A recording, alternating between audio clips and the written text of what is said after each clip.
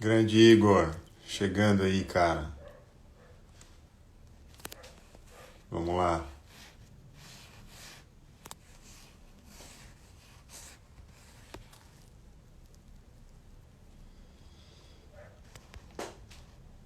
Boa noite, pessoal. Vamos começar em seguida. Igor, solicita a tua entrada pra gente aí, por favor.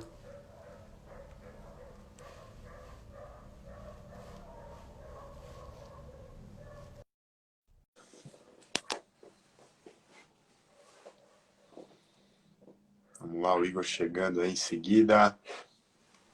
Boa noite a todos. Mestre Igor Drude.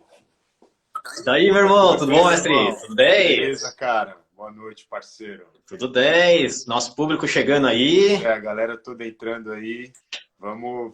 É o novo normal, né, cara? Que faz a gente conversar diferente, mas também abre um universo de oportunidades pra gente aí, né, meu?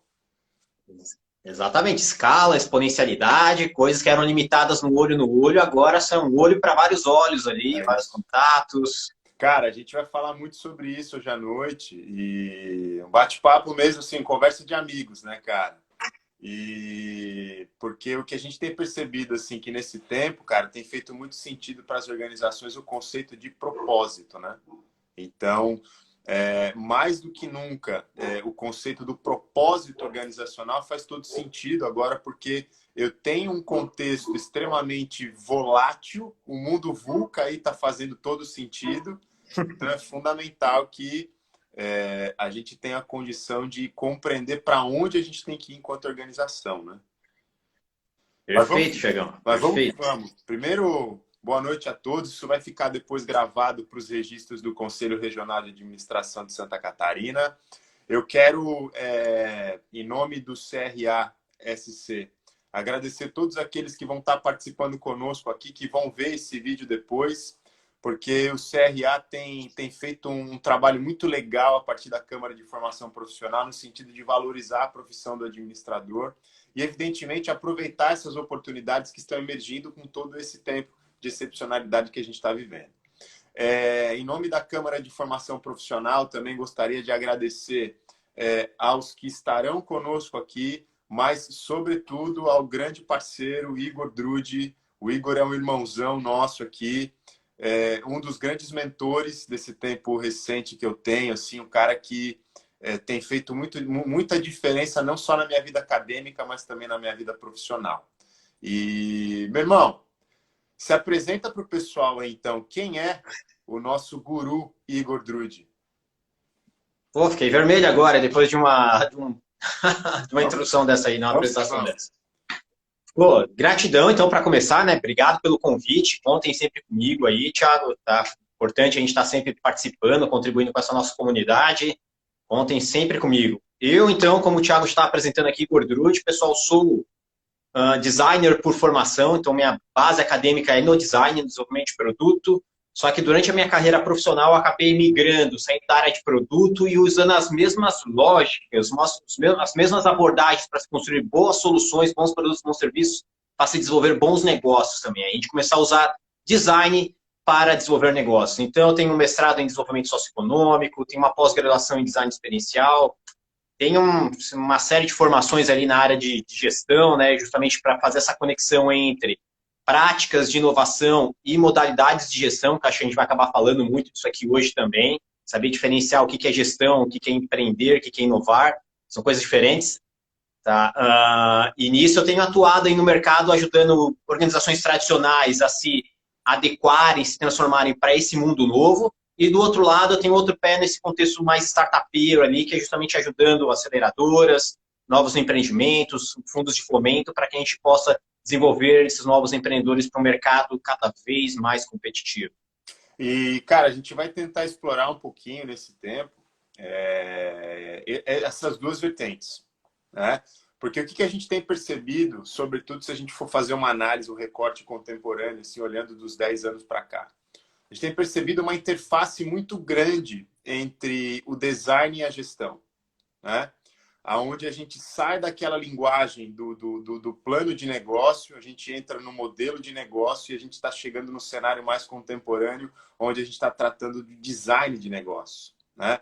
E a gente está percebendo, salvo o melhor juízo, cara, e aí, claro, né, o guru, o mestre da coisa aqui é você, mas que as organizações tradicionais estão consumindo esse negócio, né? Veio para ficar, tá, Thiago? Tipo, é algo meio que intuitivamente os gestores tendiam a fazer, mas muitas vezes encontravam barreiras, porque as grandes disciplinas da gestão priorizavam o mitigar risco, tá? E o priorizar justamente aquilo que podia trazer um resultado mais previsível, tá? Frente a um mundo nosso, onde a previsibilidade dissolveu no ar, né? A gente está andando em areia movediça o dia inteiro, com uma venda ainda, e aí o design veio como uma forte disciplina, abordagem para apoiar justamente os negócios a caminharem dentro desse cenário novo. Design, pessoal, apesar de ele ter a mítica, quando a gente fala em design, muitas vezes vem a primeira referência sobre a referência da forma, produtos são belos, produtos funcionais, tá? Mas na verdade design é muito mais o verbo do que o substantivo. É o verbo do projetar, do construir referência, do desenvolver propósito a partir dessas práticas ali. Então, dentro dessa disciplina do design, que é uma irmã da engenharia ali, tá, a gente começou a trazer esses mesmos princípios para, em vez de construir artefatos ou serviços, se construir negócios também.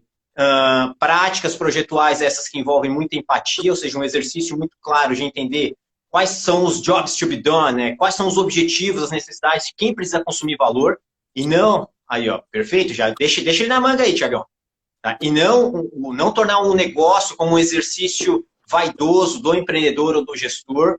Isso é importante, justamente como que a gente transforma esse negócio como uma máquina de captura e entrega de valor constante, e o design já tem isso no seu core para desenvolver boas soluções para o mercado, fazer isso de uma forma colaborativa, porque isso traz muita velocidade e agilidade para o processo, ou seja, descentraliza a decisão de um grande guru que domina os mecanismos de gestão ali dentro das tomadas de decisão, e não é um exercício de democratização, mas um exercício de levar para quem tem competência as decisões corretas dentro da organização. Ou seja, se eu contratei um talento, cara, usufrua desse talento ao máximo, não fica centrando em ti. Tá? Deixa essas decisões serem tomadas dentro da estrutura ali para que a energia flua dentro da organização. Então, colaboração é base dentro do design também. E o terceiro princípio, o processo experimental. Ou seja, como a gente torna a organização como um grande laboratório.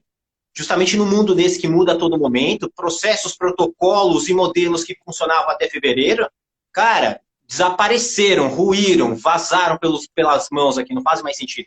E o design apoia isso aí justamente, porque ele traz um princípio do experimento, tá? O exercício experimental, aquele frio na barriga. Estou construindo algo novo, cara, porque eu vou gastar muito recurso, sabendo que eu tenho risco de não dar certo, e faz parte do jogo não dar certo, tá tudo ok. Porque eu não faço experimentos onde eu vou incrementalmente desenvolvendo, aprimorando, ganhando confiança, capturando valor, e aí sim avançando frente a esse nosso novo domínio ali. Então, design vem justamente para trazer empatia, colaboração e experimentação para dentro dos modelos de gestão. E eu acho que aí tem duas coisas, cara, na sua fala que valem a pena, né? A gente conversar e que a gente vai explorar ao longo da nossa conversa aqui. Primeiro, erra rápido, erra cedo, mas erra e aprende, né? Perfeito. Então, essa é a chave. E aí o que eu vejo, cara, um pouco olhando para os modelos de negócio mais tradicionais, é um pouco ainda daquele preconceito com o erro, né? Não, mas espera aí. Sabe por quê? E a gente fica... Porque na escola... Vai lá. Na escola tradicional de gestão, aí o pessoal do CRA vai me crucificar agora, hein? Tá? Pode puxar minha orelha depois, brigar comigo, mas, pessoal, tá? Na escola tradicional de gestão, tá? Quem erra é penalizado. Tá? A gestão existe para evitar o erro, tá? Porque o erro é um desperdício de recurso, de energia e tudo mais. Então, a gestão existe para a eficiência e o erro é penalizado. Tá? E nos exercícios de inovação, principalmente em disciplinas como design, o agile, tá? O erro não, o erro é vantagem competitiva. Tá? Porque quem erra, aprende. Tá? E no momento que ele aprende, aprendeu algo, cara, que o concorrente, que outro player não explorou, não experimentou e não teve aquela oportunidade de aprender aquilo ali. E isso pode ser o grande ganho dos negócios. Então, o desafio aqui, Thiago, é justamente o quê? Proporcionar com que os ambientes de negócio, tá, desenvolvam ambientes seguros para que se tenham riscos toleráveis, ambientes de risco para que se possa experimentar e com os aprendizados desses erros, eles disseminem uma estrutura, uma modelagem mais organizada para ser gerida. Mas qual que é a lógica que a gente tem priorizante hoje dentro das escolas tradicionais de gestão, onde bons executivos estão formados e gerindo negócios, tá? Não erre. Errar é feio. Errar é burro. Quem erra é o incompetente. Quem erra, pescoços caem. Tá? Isso não é privilegiar incompetência. São coisas diferentes. Uma coisa é errar sobre um viés experimental para desenvolvimento e aprendizado, para trazer essa vantagem competitiva cedo para dentro do negócio. Outra coisa é persistir no erro. Ou seja, errar, não aprender, não gerir e continuar errando, errando, errando e sangrando. Aí não tem negócio que resista. Então, pessoal, como tu trouxe ali, Thiago, errar cedo para aprender cedo. Quem aprende cedo tende a ter sucesso mais cedo também. E aí, uma coisa interessante, cara, que quando eu me debrucei, né, nessa relação design e gestão, desde lá do início das minhas andanças pelo EGC e por aí vai, a gente vai perceber algumas coisas nesse sentido. Muita gente procurando, principalmente o pessoal da escola tradicional de gestão, procurando o design enquanto uma espécie de caixa de ferramenta. Então, aqui eu vou encontrar todos os métodos e técnicas que vão solucionar os meus problemas e vão me fazer uma organização um pouco mais inovadora. Mas me parece que não é bem assim, né? Não, sabe? Mas isso aí é da nossa necessidade humana, tá? A gente sempre busca a pílula dourada, né? Cara, eu preciso da cloroquina, eu preciso da coisa mágica, de alguma coisa que vai ser a cura mágica dos meus problemas. Em geral, essas curas mágicas são coisas palpáveis, são artefatos, são coisas que a gente percebe. E a gente percebe, e essas coisas palpáveis, em geral, são o que a gente chama de hard skills, né? Que são as coisas de operação, as coisas operacionáveis. Então, eu preciso de uma receita de bolo, de um protocolo, de alguma coisa factível que eu consiga copiar e implementar aqui. Mas o segredo do design, o grande viés dele ali, pessoal, não é exatamente a ferramenta, o instrumento, a operação de design, mas justamente que as habilidades, as competências que ele traz para dentro da organização, para dentro dos profissionais, são justamente as soft skills.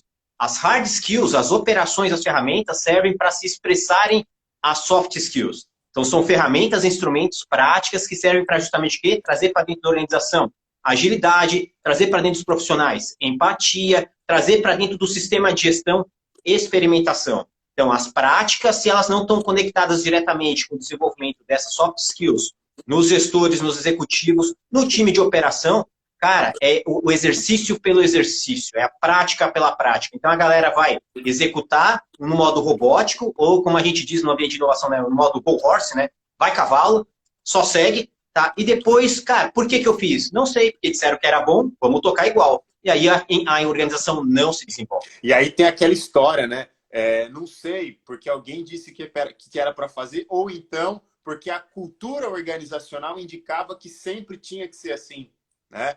Então, o que eu percebo, assim, duas coisas, cara, nesse movimento do design e nas interfaces que ele traz com a gestão, né? Primeiro, o Agile, né? Erra rápido, erra cedo, mas aprende com erro de maneira iterativa. E é um termo que começou a fazer muito sentido para mim, né? O termo da iteração. E aí, junto com isso, a gente tem a cultura do compartilhamento. Então, assim, os termos que o design traz para o contexto da gestão são hiper interessantes, porque o primeiro deles é a facilitação.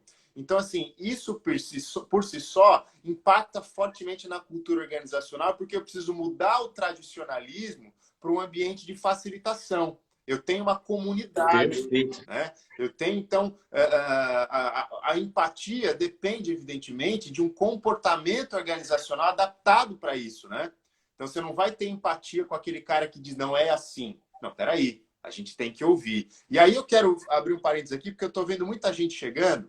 Deixa o pessoal que está chegando, que está com a gente aí, que quiser participar, deixa a pergunta aí, que a gente vai abordar aqui sem problema, tá? Outra coisa, quero fazer um registro. Por favor, sigam as redes sociais do Instagram, do CRASC, Conselho Regional de Administração de Santa Catarina, Instagram, @CRASCOficial, Facebook, LinkedIn, né? Sigam aí as nossas redes sociais, agora falando, evidentemente, como parte da Câmara de Formação Profissional. E se vocês tiverem perguntas, manda aí, porque o bate-papo está ficando bem legal.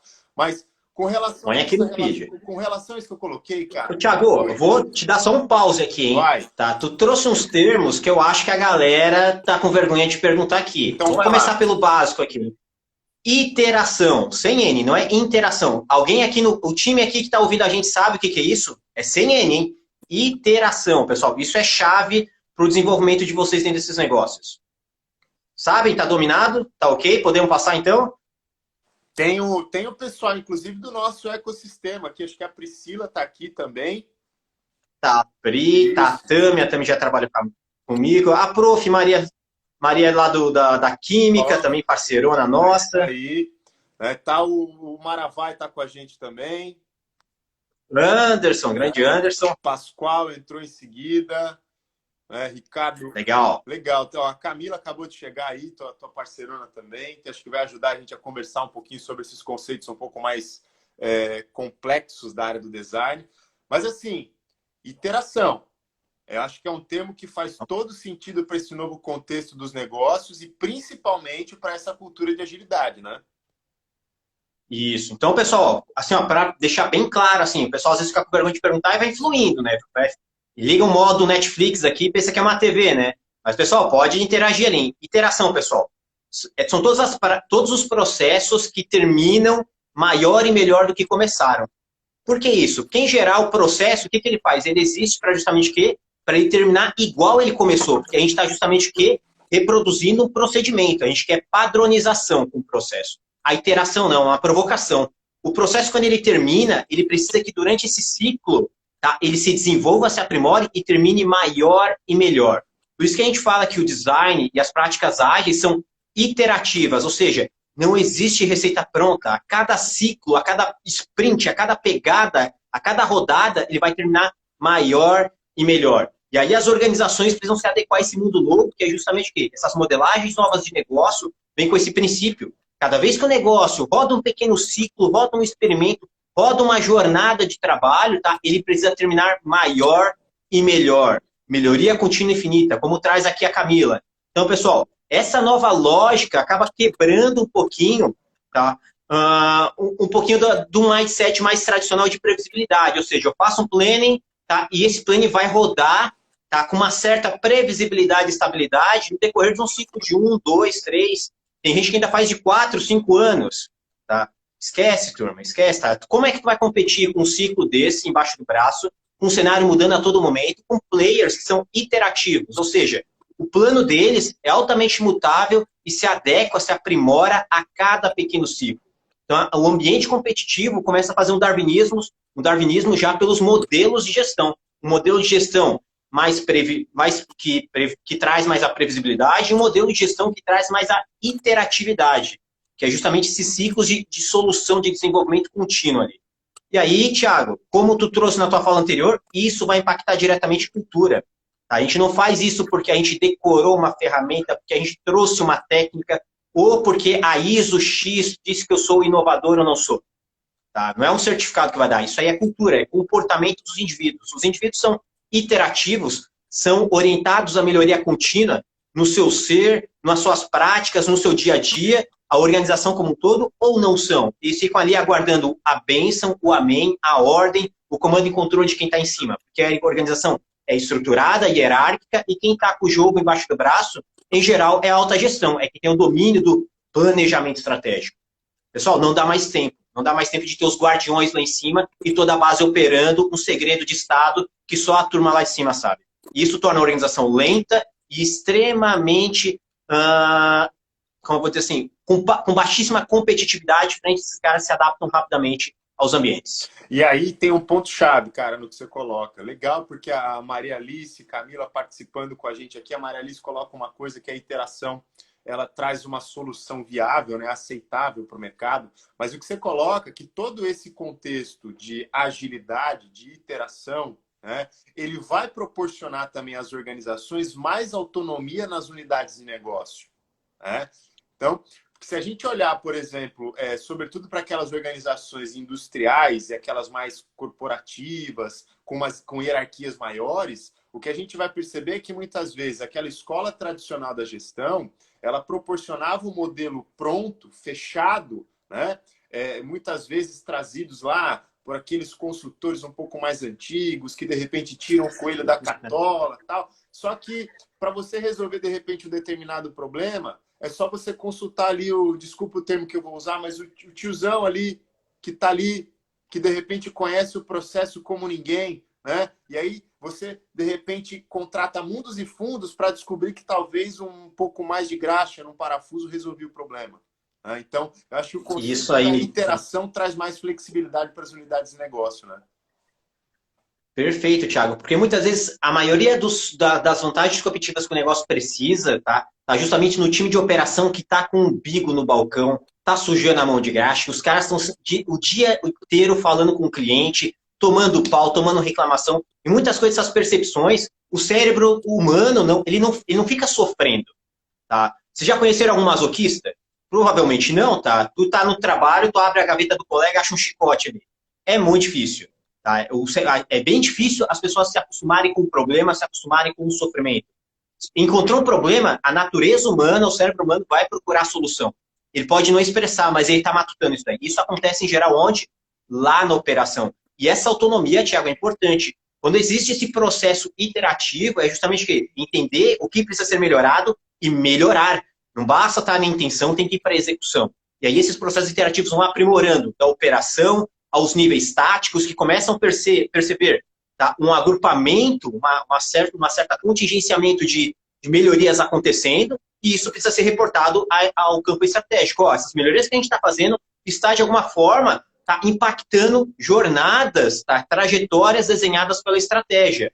Olha a oportunidade que a gente está percebendo na operação. E isso começa a revigorar toda a organização. E aí entram conceitos como os OKRs, tá? As gestões orientadas por objetivos desdobradas dentro das categorias, holacracia, tá? E o design é um bom vetor, é uma boa disciplina, tá? Como é uma boa abordagem de comportamento para a gente trazer para as organizações, para ajudar elas a internalizarem isso melhor.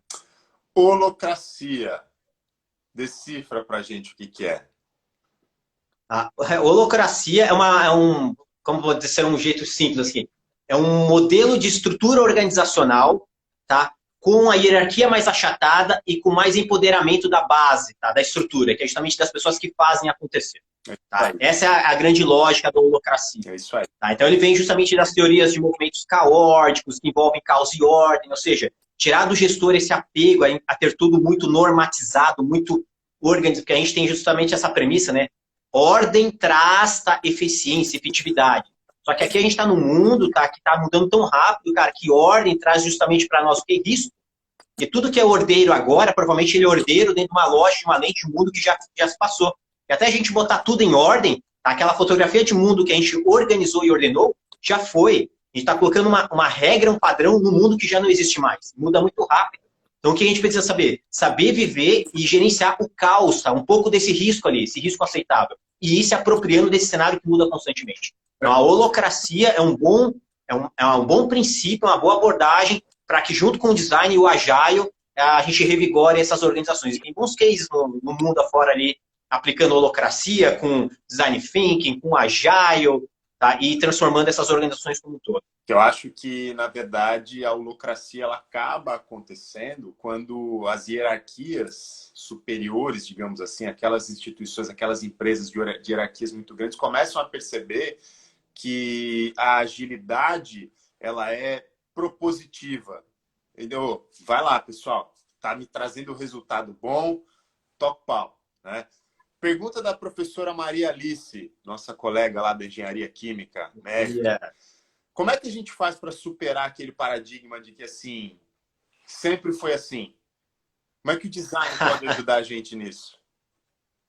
Poxa, esse paradigma, tá? Bem que tu trouxe o termo, um paradigma, né? O que é um paradigma? Em geral, é aquela coisa que tá, aquela crença que tá, de alguma forma, enraizada ali, tá? E que tá sendo confrontada por algo, tá? Ela se torna um paradigma. O cara, é X ou é Y? É maçã ou banana? É um paradigma, tá? Por que isso acontece? Porque a gente vivia um cenário de extrema escassez, tá? Que a gente chama ali dessa orientação à escassez. Uma orientação à escassez, porque quando um tempo que faltava muito dinheiro, faltava muito talento, faltava muito recurso, principalmente o Brasil, a gente viveu décadas de muita escassez aqui. Tá? O que se fez? cara, vamos organizar e estruturar para a gente não perder recursos, porque tudo é muito escasso, tá? E quanto mais padronizado, mais previsível nós ficamos, tá? E aí, por ter ficado muito tempo assim, tá? Síndrome de Gabriela, tá? Então, justamente, por ter ficado muito assim, eu me preservo, é um senso de preservação. Mas o que aconteceu? Tá? O mundo cresceu, o mundo se conectou, então o capital cresceu, se desenvolveu, as pessoas se desenvolveram, então a gente tem muita abundância de vários recursos aqui. Principalmente a tecnologia tornou o mundo mais abundante. O que existe hoje? Cara, o paradigma. Cara, não faz mais sentido trabalhar assim. Então, quem diz, no momento que ele se expressa, sempre foi assim, é porque ele já está sentindo que tem coisas diferentes, é um processo de defesa. Toda resposta sempre foi assim, é uma resposta, uma provocação de mudança. Então, quando ele responde, sempre foi assim, é porque ele foi provocado. E ele já está sentindo o paradigma. Ele vê um mundo mais abundante, de coisas novas acontecendo, e ele tenta se defender. E aí, respondendo a prof, cara, como mudar isso daí é um negócio meio baby steps, assim, tá? É passinhos de bebê, tem que pegar na mão e começar a fazer esses indivíduos, esses gestores, esses executivos a ganharem confiança. Não é algo radical, não são revoluções. Toda revolução, principalmente ambiente de negócio, tende a shit happens, né? As coisas não darem tão certo. É evolutivo, incremental, tá? Iterativo. Então, pegar esses indivíduos e fazer eles experimentarem pequenos processos de risco e aprimoramento para eles começarem a ganhar confiança. Começarem a sentir o mercado, sentir o ambiente e se desenvolvendo. Cara, eu tenho uma hipótese, olhando para tudo isso, daqui a pouquinho a gente vai falar um pouco do job to be done, né? Mas olhando um pouquinho para tudo isso que a gente está vivenciando aí, cara, acho que nunca fui tão claro, né? O VUCA, né? Nunca foi, né? Na nossa existência contemporânea, isso nunca aconteceu. Mas a gente percebe que os números de empresas que fecharam estão oscilando bem, né? Os números daqueles pequenos negócios, principalmente no sul de Santa Catarina, né? Que tem uma economia... Darwinismo. Está acontecendo um darwinismo furioso e está servindo para todo mundo. Sim. Até gigantes de tecnologia. O Airbnb tá mal das pernas pra caramba. Exatamente. Olha só o modelo do Airbnb que foi extremamente inovador e, de repente, puf, né? E aí, cara, olhando para todo esse contexto e por um pouquinho daquilo que a gente já falou aqui agora, na tua opinião, é claro, né, o darwinismo se estabeleceu, mas assim, eu tenho um palpite. Será que essas organizações fecharam porque parte delas ficou procurando aquela inovação disruptiva que pudesse surgir, gastando energia, gastando o que não tinha, procurando uma disrupção que talvez não aconteceria e não aconteceu, ao invés de botar esforço naquilo que é incremental? Será que isso pode ter acontecido? Pode, tá, Thiago? Porque muitas vezes, principalmente eu que lido com várias organizações, principalmente as tradicionais, tá, o que aconteceu nos últimos anos, meses ali? Eles ficavam namorando, flertando com essa história de transformação digital, de inovação. Tá? Poxa, é muito legal. Então eu vou ouvir, eu vou ver uma palestrinha, eu vou trazer alguém para falar, eu vou fazer alguma coisa pontual aqui, eu vou no evento, mas não trouxeram isso com coragem para dentro da organização. Tá? E isso serve para pequena e serve para grande. Para as duas, eles ficaram namorando essa história toda. E do outro lado, tá, outras organizações já tinham isso no seu DNA, começaram a fazer de verdade. O que aconteceu quando veio a pandemia ali? Lembra os decretos dos governadores e tudo mais? Foi do dia para a noite, não teve muita conversinha. Pessoal, daqui 20 dias a gente vai parar tudo, tá? Se preparem. Não. Pessoal, semana que vem a gente está com uma crise global de saúde, pessoas estão morrendo, precisamos fazer isolamento social. Tá? E muitos modelos de negócio, por não estar comportamentalmente adequado a fazer as iterações e por não estar com uma digitalização suficiente para atingir as pessoas, porque as pessoas estão dentro de casa, só tinham um caminho para isso, que é via isso aqui, tecnologias sociais, o mundo digital para isso, não tinha outro caminho. Cara, até elas aprenderem a fazer, pesquisarem, desenvolverem, fazer os seus experimentos, o caixa começou a fluir, a vazar. Aí já era. Aquelas que estavam mais adequadas já tinham os passos dados, falaram, cara, essa é a nossa vez, esse é o nosso momento. Cara, usaram isso para repaginar o negócio. Aquelas que começaram a aprender durante a pandemia, turma, sofreram muito. Porque não estavam comportamentalmente adequadas, ou seja, a cultura não era para isso. 2, cara, os recursos necessários para elas operarem isso daí precisavam ser descobertos. Elas começaram a aprender esse mundo novo durante uma crise e com caixa sangrando. Aí não tem mágica. E aí, cara, eu participava de um evento na semana passada que reunia aí alguns acadêmicos, né, que estão discutindo aí o ensino remoto. Tinha uma professora do Canadá que estava contando uma história muito legal de algumas instituições, como elas viraram a chave, como é que isso aconteceu ao redor do mundo para o ensino mediado tecnologia e tal, que na minha visão é uma baita de uma oportunidade para inovações incrementais na educação, né? E também, evidentemente, acho que daqui a pouco nós vamos ter aí disrupções importantes, né? Eu me arrisco a dizer que num curto prazo isso vai acontecer, mas da fala dela, Uhum. e aí introduzindo talvez um conceito novo na nossa discussão aqui, da fala dela me ficou o seguinte: sobrevivência agora é uma questão de digital, né? Então, Perfeito. sobrevivência agora, independente do tamanho da tua arquitetura, é digital. Não tem, não tem como. Nós não temos uma vacina, nós não temos nada que nos proporcione a normalidade. Afinal, aliás, nós nunca, pelo menos acho que nós nunca teremos o normal, aquele que nós tínhamos pré-pandemia, entendeu? Então, o digital a partir de agora acho que faz toda a diferença, né? Perfeito, Thiago. Pô, vamos começar de trás para frente da tua contribuição aqui, tá? Essa história de novo normal, tá, pessoal? O que é normal? É algo que é padrão, que é normatizado, normalizado. Então, tipo, cara, não tem nem cheiro de novo normal. Não adianta nem querer ficar tentando adivinhar. Então, a gente vai viver um movimento nos próximos meses ainda, eu acho que até 2021, de adequação do mundo. Não fiquem esperando normalidade. Então, fujam dessa história de novo normal. Cada quinzena, cada semana, cada quinzena, cada mês vai ser diferente do anterior. Tá? E vai provocar com que os indivíduos, tá, e os negócios sejam altamente iterativos, porque o contexto por si só já é. O contexto por si só já é. É pico de corona, é gafanhoto, é tufão, é não sei o quê. Turma, é julho ainda, tá? Fortes emoções ainda virão. Tem político doido e não sei o quê. Tem um monte de coisa para acontecer. Tem um monte de coisa para acontecer. Então, tipo, não existe normal a um prazo curto ali. Então, esqueça a história de novo normal, tá? Então, cada quinzena é uma quinzena nova, fiquem atentos a cenário, adaptação, adequação, e isso se chama iteratividade, é você estarem melhorando a cada ciclo, se aprimorando. E aí, Tiagão, tá? Digital, tá? Isso aqui é importante, porque tantos negócios que eram 100% físicos, tá? Offline, precisaram trazer transformação digital para se tornarem mais adequados a essa conexão, essas tecnologias sociais, e da mesma forma os negócios que eram 100% digitais, muitos deles precisaram se apropriar, tá, desse gap que ficou do físico para entregar valor para as pessoas e para os profissionais.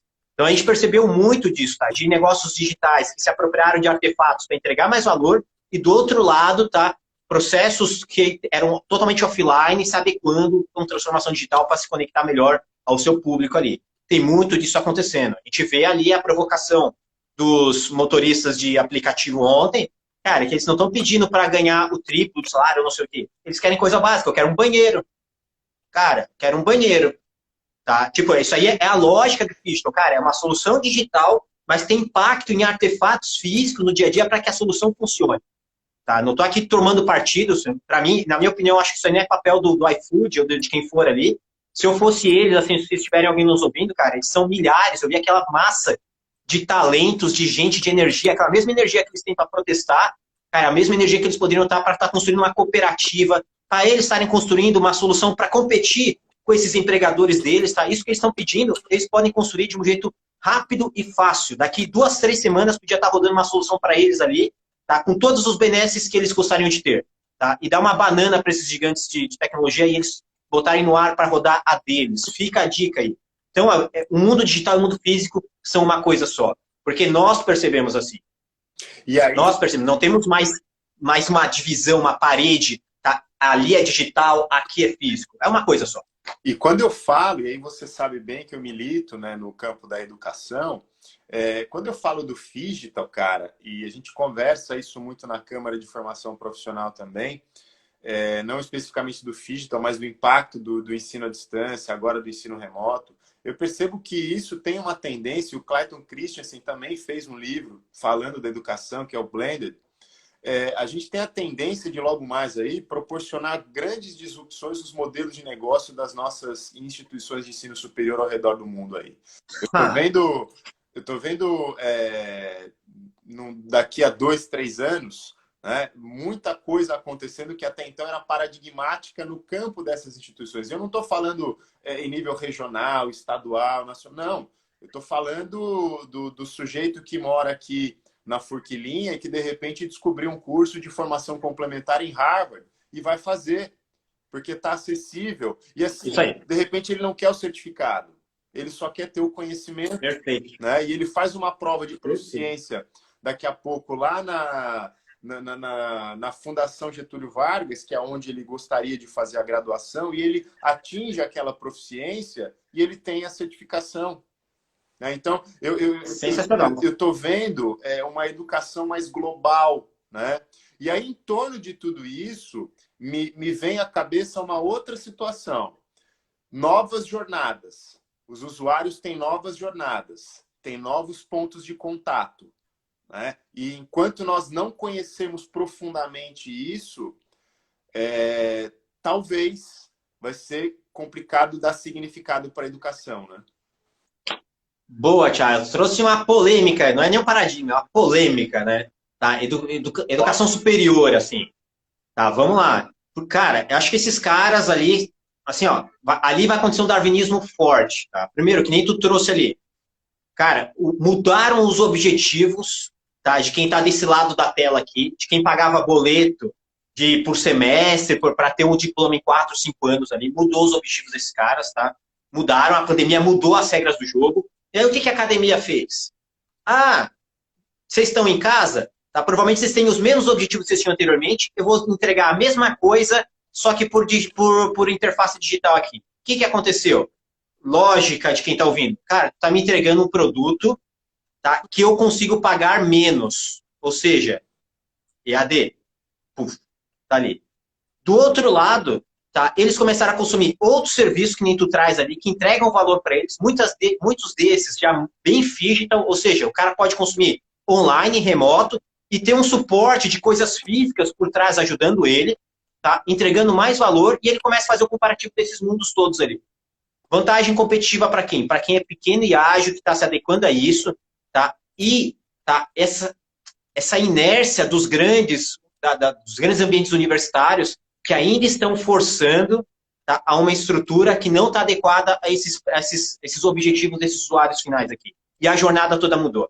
Então, em vez de ele olhar a grande universidade, olhar a sua estrutura com vantagem competitiva, tá, e entregar produtos e soluções mais adequados, tá, ela está forçando, tá, uma realidade que não existe mais dentro de uma comunidade que já tem outros objetivos e outras expectativas. E isso, pessoal, vai dar, assim, ó, instituição de ensino superior, aquelas que se atentarem a isso, usar os seus recursos, a sua dimensão, a sua potência, para readequar rapidamente a sua estrutura, as suas entregas de valor. Cara, é um jogo que provavelmente vai ter poucos vencedores, hein? E eu queria aproveitar aqui a contribuição da Isabela, né? As metodologias são diferentes, talvez isso não dê certo, e de repente tentar aprofundar um pouquinho mais nessa, entre aspas, polêmica que você citou, né? Porque, na verdade, cara, de fato, se você olha presencial e à distância, são metodologias todas diferentes, mas espera aí, nós temos o ensino mediado por tecnologia. Estão se construindo metodologias, né? Está se construindo coisa que não existia. Né? Então, há instituições, por exemplo, em alguns espaços do país, estão fazendo o seguinte, está tendo aula remota, e aqueles estados que abriram, né, você tem lá um período para tirar dúvida, é aquela história, né? Você faz o grosso virtualmente e vai lá, né, no presencial para resolver os ajustes finos. Então, assim, estão se construindo metodologias. E eu imagino, né, que abra-se uma oportunidade para, além das metodologias, para que se torne o modelo educacional mais acessível dentro desse conceito do digital. Temos uma inovação disruptiva aí. Né? Mas o que fica, assim, independente de se dar ou se não dá, se vai ou se não vai, se é AD ou se presencial remoto, todo esse contexto que nós temos até aqui nos mostra o seguinte: existem novos pontos de contato entre usuário e a arquitetura universitária, entre o usuário e a arquitetura organizacional. Eu não posso mais, enquanto gestor, trabalhar com as mesmas concepções de que o meu cliente ele faz isso, ele vai ali, ele faz aquilo e ele compra o produto ou ele recebe o serviço. Na verdade, existem inúmeros pontos de contato em toda essa jornada que, se você não conhecer e não gerenciá-los, você vai... O fim está próximo, né? Porque é uma lógica, Thiago, do usuário se adaptar à minha entrega, à minha oferta. Tá? E esse é o grande desafio da instituição agora. Tá? É justamente que ela realmente se centrar nesses usuários, entender o que essas realidades lá fora, provavelmente não são realidades de que ainda consomem esses ciclos gigantescos de 4 anos em troca de um papel, em troca de um título ali no final, e é justamente o que esses indivíduos, principalmente nesse mundo em transformação, estão sofrendo agora, e provavelmente não é uma disciplina de cálculo 3, não é justamente agora. Tá? O que eu, como instituição, posso ajudar essa comunidade de alunos, de empreendedores, de profissionais em desenvolvimento a se adaptarem, a crescerem, a sobreviverem até alguns, né, nesse momento de crise. Assim, eu não vi ainda uma instituição de ensino universitária estar se posicionando fortemente nisso. Ao contrário, eu vi quem se posicionando assim, outras instituições de educação, tá, que já têm um viés digital, Escola Conquer, poxa, desde o Murilo Gun, não sei o que, tem um monte de iniciativa legal, a Ecos lá em São Paulo, que já se prontificaram a tentar esses pontos de dor que existe na jornada dessas pessoas no dia a dia, para ajudá-los a fluir melhor durante essa fase aqui. Cara, vamos pensar em algo mais curricular? Vamos, mas, cara, não é o objetivo de quem está sofrendo agora. Uhum. Esses caras, em geral, ou perderam o emprego, ou estão em empregos que estão em transformação, porque a empresa está se transformando. Como eu posso ajudar esse cara a ser um protagonista nessas transformações ali? Tá? Talvez não seja esperando daqui 3 anos quando ele fosse formar. É para agora. O que faremos? Tem que fazer sentido para o cara que está lá na ponta. Tem que fazer sentido. Porque é aquela história. Você tem muito Big Data rodando aí, dizendo que o aluno que tem 4 anos a mais de formação, ou o cidadão que tem 4 anos a mais de formação, tem pelo menos 10 vezes menos chance de ficar desempregado, ganha mais e por aí vai. Agora, a grande questão é você fazer com que o que você está ofertando, seja lá em qual for o seu modelo educacional, graduação, pós-graduação, etc. E tal, atribuir valor ao indivíduo. Ele precisa ver que aquilo, né, vai colocar ele numa posição, vai gerar mobilidade para ele. Né? E aí, assim, ô Igor, deixa eu pegar mais uma pergunta aqui, antes da gente... Nossa, a galera tá fervendo aqui, tem um monte de coisa aqui. Tem um monte de coisa aqui, cara. Ó, tem a nossa live aqui ultrapassou fronteira, cara. O Fernando Nakagawa, que é um parceiro meu lá de São Paulo, tá aqui, tá com a gente. Né? Um alô aí pro Fernando. Né? Eu não vou contar para ninguém o apelido dele aqui, mas tá tudo certo. Valeu, Pirulito. Valeu, Pirulito, meu parceiro. Pergunta da professora Maria Alice. Como definir valor nesse mundo VUCA? Como definir valor? Poxa, acho que o mundo VUCA, cara, esse ambiente de constante mudança ali, cara, ele vai ajudar agora as organizações a entenderem o que é valor. Tá? Valor, em geral, pessoal, é quando vocês, de alguma forma, conseguiram impactar positivamente a vida daquele usuário, daquele consumidor, daquela comunidade no qual a sua empresa tá se propondo a resolver ali. Tá? E saber medir, cara, o quanto que vocês estão levando sucesso para a vida dessas pessoas. Isso é valor. Poxa, quanto de sucesso eu consigo medir que eu tenho gerado na vida desses indivíduos aqui? E aí, pessoal, o valor começa a ser pontuado em cima disso. E, em geral, quando tu ajuda esses indivíduos, tá, a terem sucesso nos seus objetivos, nos seus problemas, naqueles desafios que eles estão vivendo, tá, provavelmente tu tem gerado valor dentro desses pontos de contato e interação com eles ali. E como isso muda constantemente, provavelmente se tu gerou valor, tá, lá em março, no começo da pandemia, talvez aquela solução não esteja mais gerando valor hoje, 3 meses depois, porque as demandas mudaram, os objetivos mudaram, tá tudo em transformação. Tá? Pior ainda é aquele que calculava, tá, o seu indicador de sucesso, tá, via faturamento, o resultado de vendas lá em fevereiro. Tá? Esses aí estão perdidinhos. Eu acho que valor a gente consegue definir, sobretudo, conhecendo a perspectiva do usuário. E aí a empatia é fundamental para isso. Né? Porque eu preciso saber o que eu preciso, o que ele quer receber, o que eu tenho que entregar. E aí eu acho que nessa linha, cara, o Job to be done, cumpre um papel, né? Um papel importante, né? Literalmente, né? Explica, Cumpre um papel. explica pra gente, então, esse papel cumprido, por favor. O que o Clayton Christensen trouxe pra gente? Então, pessoal, o Clayton ele traz justamente essa abordagem, né? Que é uma abordagem interessante, tá? Que mantém os negócios, os desenvolvimentos de negócios, de produtos e soluções enxutos e objetivos suficientes para entender justamente o quê? Cara, trabalhe centrado em quais são os objetivos, as demandas dos seus clientes, tá? O mercado não existe para satisfazer uma vaidade do empreendedor, uma vaidade da organização. Ele existe para entregar, como a professora Maria trouxe, para entregar valor. E entregar valor é justamente aquele momento que tu compreende quais são as demandas, tá? Os objetivos desses usuários dentro de jornadas específicas a serem atendidas. Será que o meu negócio tem ou não ajudado ele a atingir os seus objetivos dentro de um contexto objetivo? Objetivos esses, nas N áreas de atuação dos negócios, cara, saúde, alimentação, varejo, logística, entretenimento, é entender justamente qual que é o objetivo dele dentro daquela atividade, dentro daquele contexto de operação dele. E aí, pessoal, negócios que trabalham assim altamente centrados no que ele chama de jobs to be done, né? De demandas a serem atendidas, objetivos a serem atendidos, tendem a ser o quê? Mais iterativos, porque os nossos objetivos mudam, tá? Rapidamente no mundo desse cheio de ofertas, tá? Ainda mais no mundo desse que as coisas têm mudado constantemente e traz justamente toda essa agilidade para dentro do negócio. Então, ele não é mais do que uma ferramenta, é uma abordagem. Muitas vezes essa abordagem se torna até um viés cultural do negócio, negócios extremamente centrados no usuário, centrados no consumidor, e que abririam mão de várias das suas crenças para justamente entregar valor. E aí está o desafio, tá? Eu preciso entregar valor, eu preciso perpetuar algo que eu acredito, uma crença que eu tenho, custe o que custar. Tem muitas organizações que vão pro buraco, muitas vezes agarradas a crenças ali, por justamente não terem essa capacidade de desapegar fácil e começar a fazer os experimentos para avaliar o que é valor ou não. E aí tu trouxe uma coisa legal na tua frase ali, Tiagão, que é justamente essa capacidade de ser empático, de entender quais são essas demandas.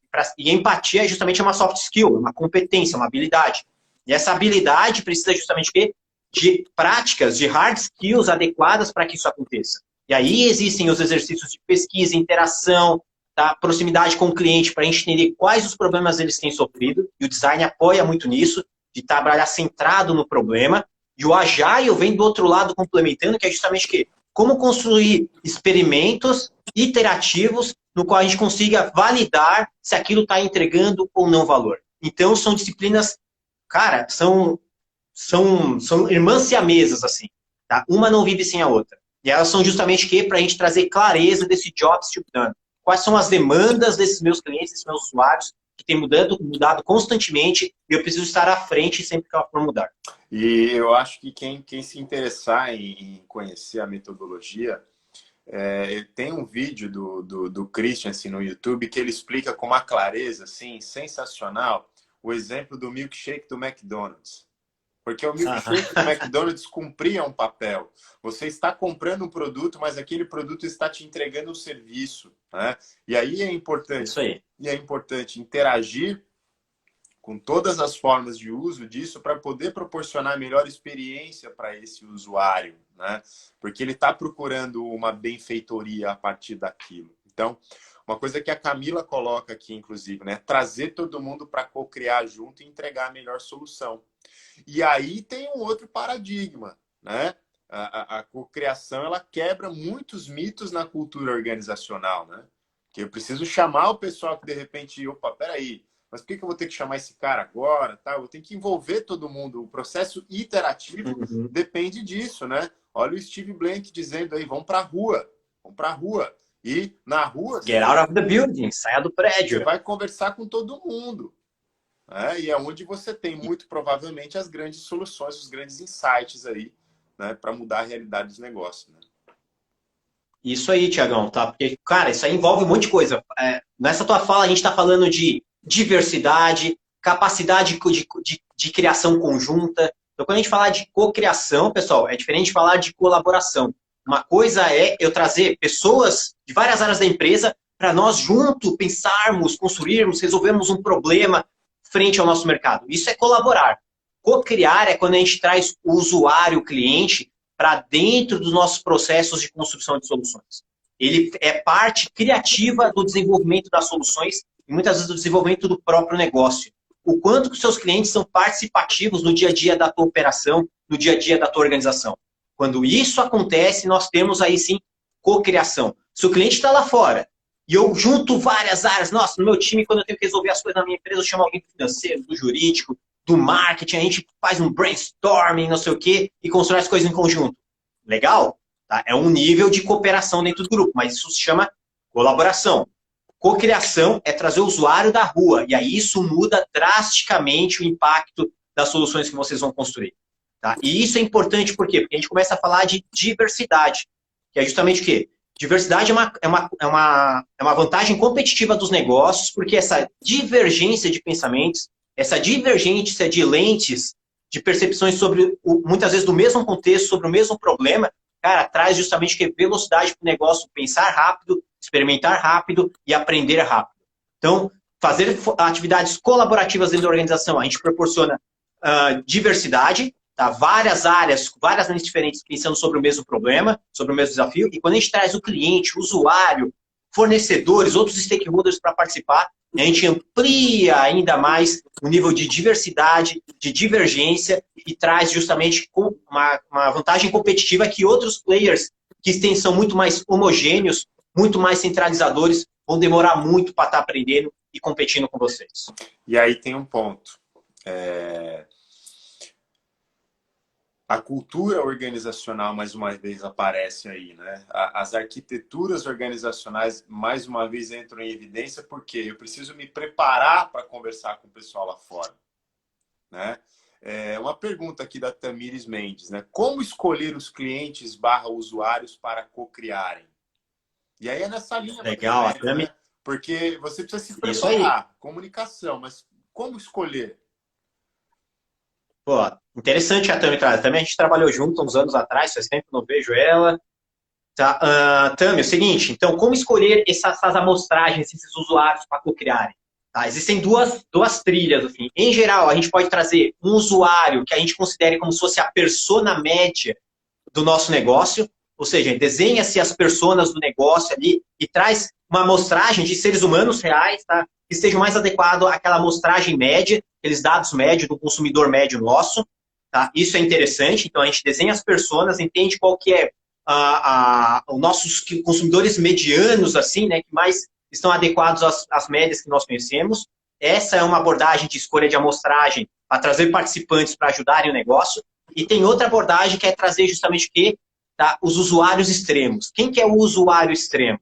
O usuário extremo não é aquele cliente médio nosso. É aquele cliente mais cri-cri, mais chato, mais heavy user, aquele que é apaixonado, aquele que vai criticar pra caramba. Ele não está na média daquela galera normal, mas é justamente aquele crítico, aquele lá que tem um olhar de lince, assim, aquele cara que vai avaliar tudo. Tá? Que ele não vai perdoar, porque ele é apaixonado por aquilo ali. Se tu faz café, tu não vai trazer um usuário médio de café. Eu, Thiago, gente, seres normais aqui. Vai trazer, cara, aqueles que tem um Instagram de café, aquele que tem um fã-clube de café, tá? Que é um usuário extremo. Então, tu traz esses indivíduos que são extremos, extremamente críticos, tá? Conhecem esse teu mercado, são consumidores seus também, para apoiar nesses processos criativos. Então, um caminho é uma amostragem com personas, que são justamente esses personagens fictícios medianos ali, representativos, escolham pessoas mais adequadas às personas, ou trazer também usuários críticos. Usuários críticos é bem rico, tá? São heróis, assim, aquela galera que é bem heavy user, assim, e que dá um choque em muito gestor, quando começa a ver uma realidade que eles estão bem por fora. Ô Igor, assim, meu irmão, a gente tem ainda 10 minutinhos, cara, eu queria abordar uma outra parte, pô, passou rápido, hein? Vamos fazer isso mais vezes. Vamos fazer isso mais vezes. Cara, eu queria abordar um ponto bastante importante, que é o seguinte, como é que as interfaces entre design e gestão podem ajudar na construção de um ecossistema de inovação? E aí a gente entra um pouquinho nessa dinâmica do seu viés startupeiro aí. Cara, acho que o primeiro ponto, a gente vai falar de duas coisas aqui. Primeiro é governança, ou seja, tem uma estrutura de governança tá? Que já viva esses princípios, tá? Que tenha essas abordagens no seu dia a dia, que seja culturalmente adequada, por assim dizer, ou seja, uma governança ali a alto nível, estruturada, já com esses princípios que a gente tem discutido por aqui, tá? Muitas vezes uma governança que, ou pelo menos esteja aberta a aprender com esse processo, tá? E o segundo é a empresa começar a estar mais propícia ao que a gente chama de inovação aberta, tá? Que é o Open Innovation, né? É justamente ela começar a olhar que o ambiente externo dos muros dela, tá, podem ajudá-la a se desenvolver. Tá? E aí ela vai ter que abrir mão de algumas crenças. Ai, meu Deus do céu, ninguém pode saber o que acontece dentro dessas paredes. Meu Deus do céu, quem visita só fica na recepção. Meus profissionais não podem interagir com outros profissionais de fora desses muros aqui. É justamente que é começar a culturar, tá, para que a empresa se torne mais esponja, ou seja, ela comece a respirar mais o ambiente com o qual ela está interagindo.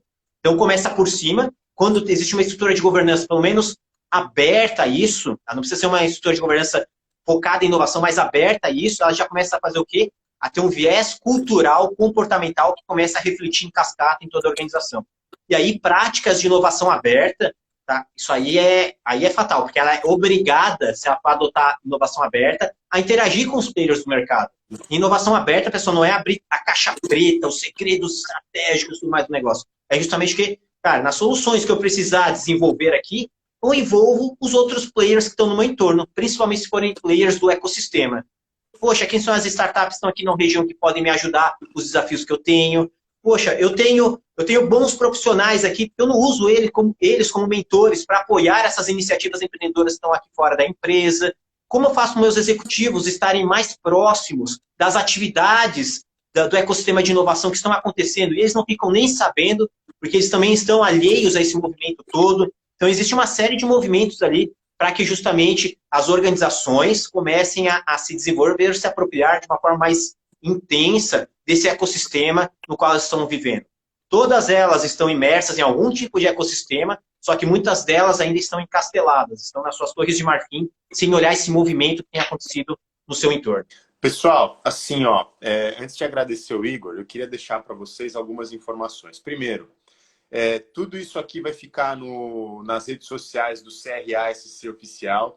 O Conselho Regional de Administração de Santa Catarina está ocupando um espaço muito legal, produzindo lives e conteúdos para todos os ambientes de negócio que se relacionam com o Conselho. Então, semanalmente, temas diferentes, mais voltados ao administrador, serão oferecidos. Acompanhem com a gente. Sigam, por favor, as redes sociais do CRA Santa Catarina, porque a cada semana conteúdo inovador para vocês aqui. Eu quero finalizar a minha parte aqui deixando algumas referências para vocês. Isso é design de serviços na prática e isso é design thinking de serviços. Eu acho que são duas boas referências aí.